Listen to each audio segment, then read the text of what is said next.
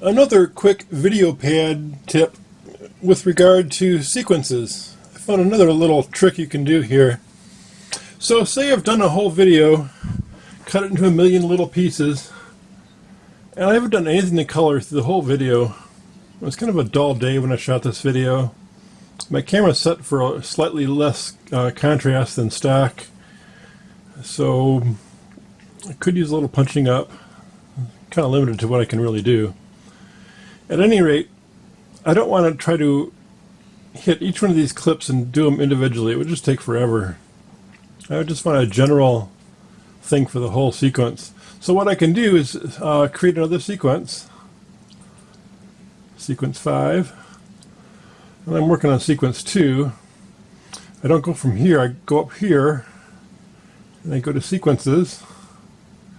I'm going to pull 2 down to this empty 5. And now I've got the whole thing as one big thing, not a bunch of slices or anything. And I can use it to my advantage. And go over to Effects, bunch you over a little bit here, and go to Color Corrections.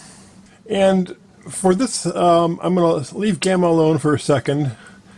If I go a little bit higher than 1, it'll start to whiten the picture up. If I go a little bit lower, it'll kind of like take the white out of the picture a little bit. So the effect it'll kind of have. I want contrast to be about maybe a 8 or even less.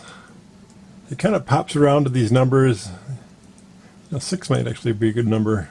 Usually it pops to 8. If I can get that 6. I'm going to try that 6. And brightness is going to be what I need it to be, and gamma is going to be what I need it to be. So let's go down to a good brightness. That looks pretty good. Yeah, I had about 20 before. I'm going to go up to 20. Okay. And now I can look at gamma real quick. I can whiten it up a little bit or darken it down a little bit. I guess whitening it up just a tiny bit. I'm going to go like 108. Yeah. Just a tiny bit.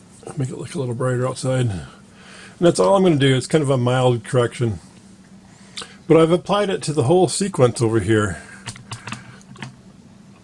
And that's all there is to correcting the whole video, not doing every little slice. So that's a trick that could save me untold hours, actually.